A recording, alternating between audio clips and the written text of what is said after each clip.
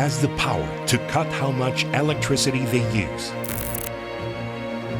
But who gives the people, businesses, and the public sector the direction they need? This is where the Department of Energy comes in. Under the law, the DOE needs to design a demand-side management or DSM program for every sector that uses electricity. Conserving energy is such a buzzword nowadays because you talk about sustainability, protecting the environment. When we conserve energy, we're able to extend its use and limit the deployment, for example, of conventional generating sources like coal-fired power plants. It also allows for renewable energy technologies in generation to meet our demand requirements. Renewable energy alone will not lead to a healthier and sustainable planet and environment. We need to also be mindful of how we consume, and that is where energy efficiency and conservation comes in.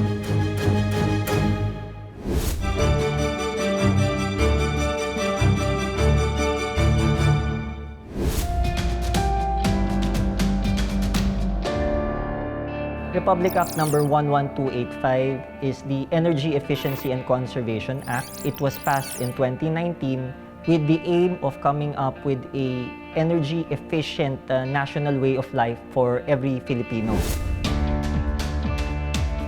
Demand-side management is the process of shifting the load from peak to off-peak. In the Philippines, we have 3 grids. One is Luzon, the other is Visayas, and the third one is the Mindanao. Here in Luzon, the peak demand for electricity happens from 10 in the morning to 2 p.m. In the Visayas and Mindanao, that happens from 5 p.m. to 7 p.m., particularly on weekdays. What demand-side management seeks to provide is the shifting of the load from peak period to off-peak period. When we are able to manage the demand during this period, our existing portfolio of power generation is able to meet our demand. Hence, we do not require the need for peaking plants during that period. In the Mind Museum, we manage our power demand by intensive monitoring of our building operation and equipment, and also understanding our load profile. One of the energy-efficient technology present here in the Mind Museum is our 12-unit solar-assisted aircon. It uses less electricity than conventional air conditioning units, and it also uses environment-friendly refrigerant. For Bonifacio High Street, we make sure that our lights are energy efficient. We use LED lights, and we also set our timers so that in summertime, when there's more daylight, we use less energy to light up the place. Helping the environment and conserving our resources is really a very important issue right now. We have to set an example that this can be done, that we can give a world-class service to our customers and to our merchants while still giving value to our resources and to our environments. It's a misnomer that energy efficiency takes away from the convenience of our consuming public. It's more of making their use of energy more sustainable and more judicious. With its long-term power planning study for the Philippines, the Energy Department has designed practical and implementable DSM programs for every sector that relies on electricity. In its mission to manage energy use, the Department of Energy has sought the help of distribution utilities. In Metro Manila, it's Meralco that implements programs on how households can reduce the use of electricity. Why it's important to conserve energy, especially at this point in time. Number one is to manage the electricity bill at home.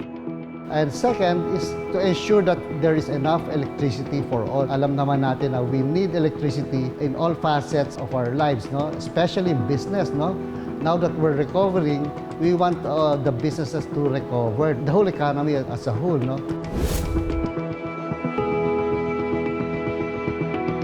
The number one driver of our consumption right now is the effect of the summer heat in our consumption. March to June, at ang impact nito nasa bill natin ng April to July. Kasi kapag summer months, yung mga appliances natin, they work harder, no? Especially yung mga cooling equipment, no? Yung ating mga aircons and refrigerators. So no-overwork yung kanilang mga compressor, no? At nagtatrabaho sila ng gusto para maramdaman natin na medyo malamig, no? Yung gamit namin sa bahay, TV, we have the washing machine, aircon, electric fan, ref, and yung gamit ng mga bata, yung laptop na everyday talagang it's a need that they have to use that, yung laptop sa pag-aaral nila. Pre-pandemic, parang hindi kami masyadong conscious about sa paggamit ng kuryente. Pero nung time na naging pandemic na and at the same time, mas marami yung family members inside the house, mas maraming gumagamit ng kuryente. So, naging conscious kami. So, nung naging aware kami doon na dapat magtipid tayo dahil ito yung nangyayari ngayon tapos tumagal pa yung pandemic.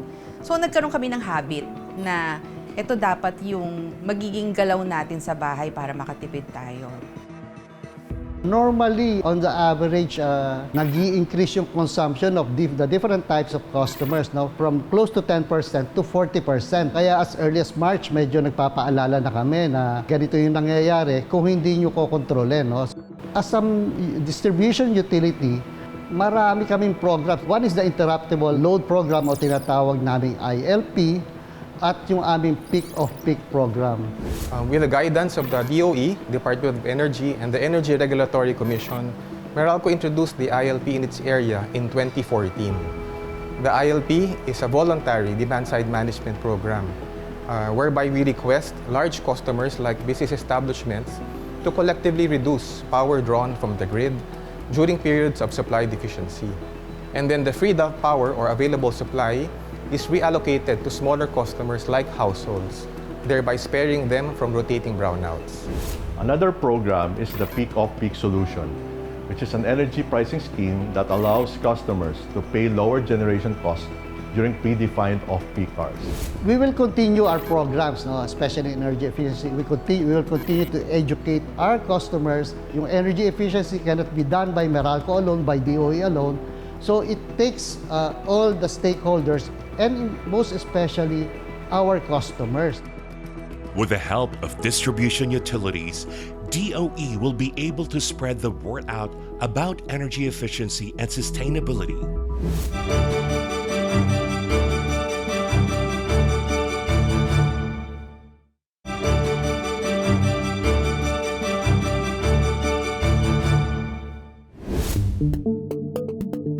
Labeling products can also help consumers identify which items are energy efficient. The focus that we're doing is behavioral, but if there is an opportunity for people to invest, of course, investing in light-emitting diode lighting, having inverter-type technologies, particularly in cooling products such as refrigerators and air conditioners, those are a good start in terms of managing and making your households more energy efficient. The Philippine Energy Labeling Program, or the PELP, is the mandatory energy labeling and rating system for energy-consuming products in the country. At present, it covers various lighting products, refrigerating appliances, air conditioners, and television sets. Firefly Electric and Lighting Corporation is one of the leading and established lighting and electrical players in the country today. The implementation of the PELP in the market further reinforces our responsibilities as manufacturers and distributors of energy-consuming products in ensuring that whatever claims we make are validated and tested. The implementation of the PELP will help accelerate our message to the market that not all LED brands are of the same quality or are created equal, and hence deserving of the trust and investment of our consumers. PELP will benefit both for our company and consumers. It will benefit for us because this is in line with our direction. PELP will promote educating the public and the importance in investing in the right and most energy-efficient appliance. PELP is very good for both our consumer benefit and our business. If inverter split-type demand becomes bigger, manufacturers will be focusing more on this segment, and competing with each other to develop more energy efficient products, so manufacturing costs will be less.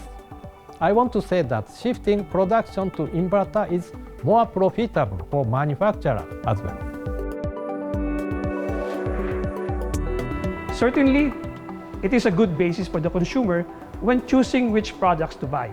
And this also helps uplift the reputation of the dealers and retailers, as they will be known to sell reputable and reliable products, resulting in customer loyalty and store preference. Applying PELP to other energy-consuming devices will of course ensure the consumer of more energy-efficient products that will be available in the market. This means that more products will be operating with lower electricity consumption. And this will not only benefit our customer, but also help to protect environment from resources depletion. That's why our company will continue to thrive by producing more and more products that are both cost and energy efficient. Siguro ang pangunahing tanong ng ating mga consumer, kung mas mahal bang mag-invest na kapag binili natin, may konting kamahalan pa siya sa kasalukuyan, subalit pag ginamit natin to o yung operation nito, nababawi naman natin doon yung ating gastos sa lighting at saka sa cooling products. Did you know that you can live in what the Department of Energy calls an energy smart home? These homes are powered by renewable energy sources with energy-efficient appliances. Typical na paggamit ng Pilipino, unang-una, pag tulog pa lang, gumagamit siya ng energy, kadalasan electric fan, aircon. Pagdating sa opisina, bukas ng computer or bukas ng ilaw. Tigil yan sa lunchtime. After ng lunch, sisipa ulit yan. May pataas pagbaba, no? Pag bumababa kadalasan yung ating kuryente, tumataas naman yung ating gasoline, diesel. Yung smart home, yun yung kino-combine natin, yung energy technology sa information communication technology. So, nandiyan yung strategiya nating energy efficiency plus renewable energy plus ICT. Pinaka-benepisyo ng energy efficiency through this information communication technology tulad ng smart home or smart apps, nakakatulong ito sa pagproteksyon sa ating planeta for the future generation also. Solar is a form of renewable energy, and it makes a home or business more self-sufficient. So if you have solar on your rooftop, you would use less of the electricity. For every kilowatt you install, you save about 1,500 pesos a month in your electric bill. And with a program called net metering, if you have excess power or excess energy from your solar, you could sell it to the utility for evening use credits. An energy service company, by definition of law, is a provider of end-to-end solution that seeks to enable consumers of energy, especially large users of electricity and other forms of energy, to help them become efficient in how they use energy. Nowadays, maraming nagpapatayo ng bahay na they really want to incorporate na they will have an energy efficiency. So basically, we need to start with the design of your building. For instance, you have to make sure that you have the design that has ample light. It can accommodate as much as daylight as possible. One must also consider buying home appliances that have a high energy efficiency rating or yung may mataas na EER. For instance, you should invest on inverter-based appliances. One more thing, you should also invest on bulbs. So the lower wattage like LED bulbs instead of incandescent or fluorescent lamps. You have to consider that you have to choose those things. We are one with DOE and we want them to have implement in their houses the energy efficiency as a way of life. When you talk of energy efficiency, it doesn't only talk of electricity per se. Pwede rin natin i-consider dyan yung mga consumption ng mga fuel natin. It is really important not just for people to know about the importance of saving energy, but to really adapt energy efficiency as a way of life, because our sources of energy are also dwindling. So it's really important for everyone to not just be aware of its importance, but to really practice energy efficiency and really make it as part of their life. With research and the will to innovate, you too can also enjoy a smart energy home without the guilt of consuming energy.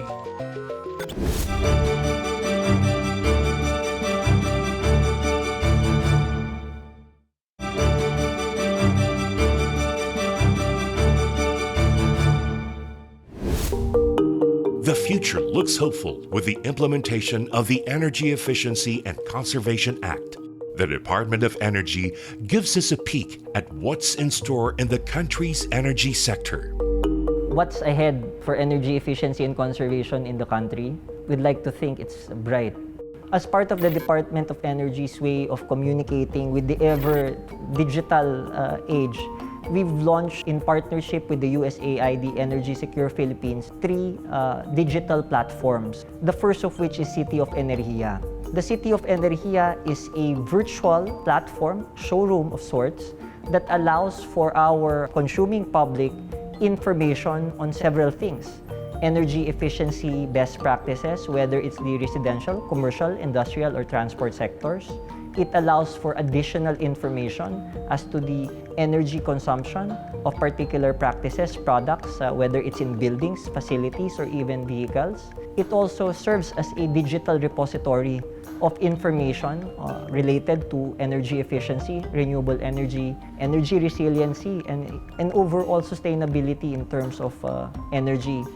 Another way we engage the public is through the platform What Matters. It's a play on words.